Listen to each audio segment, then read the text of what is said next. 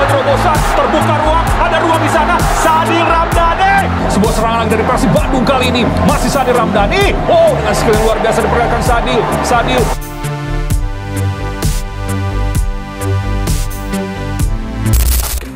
Meski alami kekalahan pahit, Persib Bandung harus apresiasi.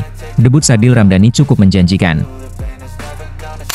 Hasil mengecewakan diraih Persib Bandung di laga perdana penyisihan grup B Piala Presiden 2025. Ya, Maung Bandung takluk 0-2 dari wakil Thailand, Port FC di Stadion Sijalak Harupat, sore tadi. Dalam laga ini, Persib sebenarnya cukup mampu memberikan perlawanan. Hanya saja, kokohnya lini pertahanan Port FC membuat Persib cukup sulit mencetak gol. Alih-alih mencetak gol duluan, Port FC malah berhasil unggul di menit 48. Lewat serangan balik, tendangan jarak jauh Bordin Pala mengoyak gawang Maung Bandung.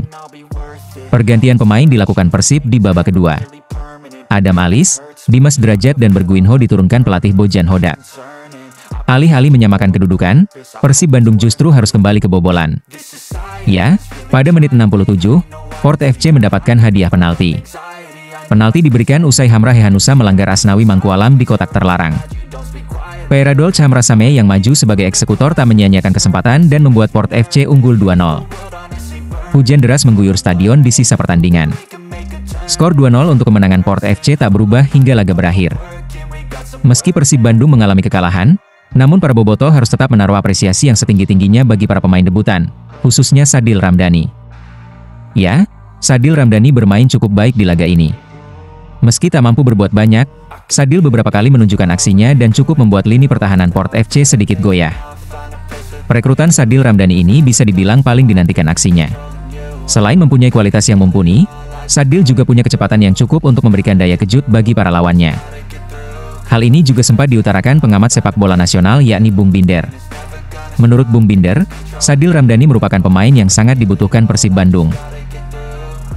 Dan hebatnya Sadil ini, dia bisa bermain di beberapa posisi yang berbeda. Sayap kiri, sayap kanan, bisa juga sebagai gelandang serang.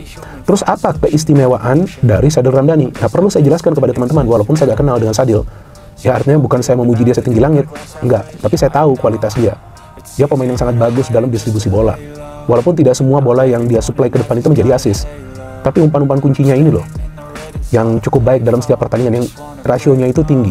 Nah, Sadil bisa memberikan efek kejut bagi tim-tim lawan. Kenapa? Karena Sadil ini punya kemampuan untuk bergerak dengan cepat. Saya tidak mengatakan berlari ya. Coba jegal Persib untuk kembali juara, sikap tak konsisten PT LIB timbulkan tanda tanya besar bagi publik tanah air. Keputusan mengejutkan datang dari Direktur Utama PT Liga Indonesia Baru, Ferry Paulus, yang secara tegas melarang PSBS Biak menggunakan markas Persib yakni Stadion Sijalak Harupat, sebagai markas mereka di Liga 1 musim 2025-2026. Padahal, PSBS sudah menyusun rencana matang untuk bermarkas di Bandung. Ya, program latihan pun telah disiapkan di lapangan Sidolik, fasilitas latihan unggulan di kota tersebut. Namun, seluruh rencana itu kini kandas setelah PT LIB mengeluarkan keputusan larangan tersebut. Keputusan ini disampaikan langsung oleh Direktur Utama PT LIB, Ferry Paulus, usai bertemu manajemen klub berjuluk Badai Pasifik itu di kantor PT LIB. Dalam pertemuan tersebut, PT LIB meminta klarifikasi terkait rencana PSBS Biak yang sebelumnya dikabarkan akan menggunakan Stadion Sijalak Harupat sebagai kandang anyar mereka. Yang membuat publik bingung adalah inkonsistensi dalam kebijakan ini. Meskipun PSBS dilarang bermarkas di Bandung, mereka tetap diperbolehkan memilih lokasi lain di Pulau Jawa seperti Bantul, Gresik, atau Lamongan. Kami panggil manajemen PSBS Biak untuk menanyakan kabar mereka yang akan berkandang di markas Persib. Ya, kami larang mereka di Bandung. Kami minta untuk cari tempat di luar Bandung karena kami punya beberapa rencana ke depan. Intinya, jangan di Bandung. Sarannya ada di Bantul, Gresik, atau Lamongan, ujar Ferry Paulus. Ketika ditanya lebih lanjut, Ferry hanya mengatakan bahwa alasan dibalik larangan tersebut akan dibuka setelah rapat umum pemegang saham pada 7 Juli mendatang. Pernyataan singkat ini justru membuka ruang spekulasi di kalangan publik dan pengamat sepak bola. Sejumlah pihak menduga ada tekanan dari klub tertentu yang merasa tidak nyaman dengan kehadiran PSBS di Bandung. Dugaan ini belum terkonfirmasi, namun ramai diperbincangkan di balik layar.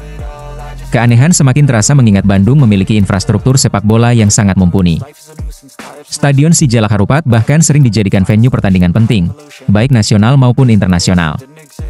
Jika tidak ada kendala teknis, publik menilai semestinya PSBS tetap diizinkan menggunakan fasilitas yang sudah siap itu. Apalagi, klub-klub lain tetap diberi kelonggaran untuk bermarkas di berbagai kota di Jawa. Apakah ini bagian rencana dari PT LIB untuk mencegah Persib Bandung mendapatkan keuntungan? Hal ini lantaran, jika PSBS Biak berkandang di Bandung, maka Persiblah yang diuntungkan. Sebab, Persib bisa memanfaatkan kondisi tersebut sebagai laga kandang tapi rasa kandang. Namun apapun itu alasannya, sikap PT LIB yang belum transparan dan tegas mengenai alasan pelarangan ini justru menciptakan tanda tanya besar. Hingga kini, PSBS Biak masih harus mencari markas baru, sementara teka-teki larangan bermain di Bandung belum terpecahkan.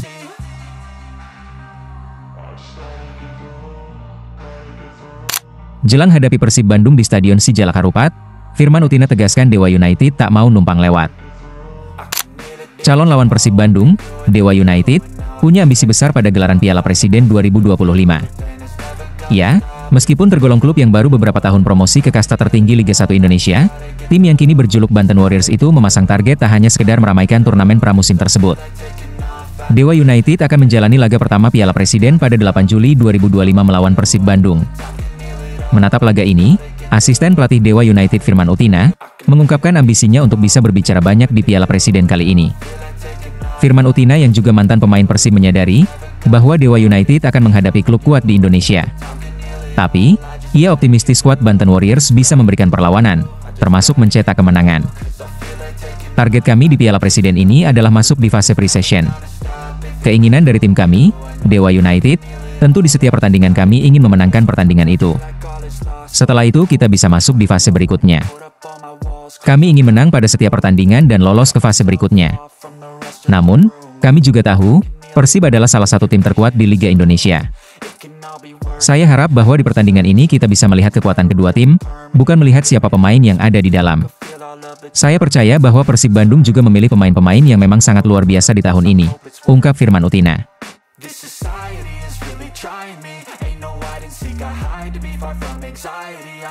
Bojan Hoda percaya diri Mario Djordjic dapat bekerja dengan baik, ini dia alasannya. Sebagaimana yang diketahui, Persib Bandung resmi menunjuk Mario Djordjic sebagai pelatih penjaga gawang yang baru. Pelatih asal Kroasia ini datang dengan segudang pengalaman, baik sebagai pemain maupun pelatih, dan langsung mendapatkan kepercayaan penuh dari pelatih kepala Bojan Hoda. Bojan mengaku sudah mengenal latar belakang Mario sejak lama. Ia menyebutkan bahwa Mario pernah memperkuat Dinamo Zagreb sebagai penjaga gawang dan punya catatan tampil di ajang Liga Champions Eropa. Menurut Bojan, keputusan mengangkat Mario Djordjic bukan tanpa pertimbangan. Ia sadar bahwa menggantikan posisi Luizinho Passos bukan hal mudah, mengingat kontribusinya yang besar dalam membentuk kiper-kiper andalan Persib selama ini. Namun, Bojan optimistis Mario akan mampu menyamai kualitas tersebut. Mario dulu pernah bermain di Kroasia bersama Dinamo Zagreb. Saya tidak yakin, tapi kalau tidak salah dia pernah bermain di Liga Champions dan dia adalah kiper yang bagus. Dia bekerja selama 3-4 tahun di Dinamo Zagreb, Rijeka, Lokomotiva, ini merupakan klub-klub top di Kroasia. Dia memiliki pengalaman yang bagus sebagai kiper nasional di Kroasia dan Bosnia. Jadi saya yakin dia akan melakukan pekerjaan dengan baik. Passos adalah pelatih top, tapi saya percaya Mario bisa melakukan pekerjaan yang sama baiknya, ungkap Bojan Hoda. I'm not gonna give in, take a last shot, Michael J. Win. No, I'm not a robot, I'm in my own skin. Never get lost when thoughts pull you in. I miss the old you, we died with a purpose. All the energy around me felt nervous, scared I would pop off fast to the surface. Had to cut it off before you made me worthless.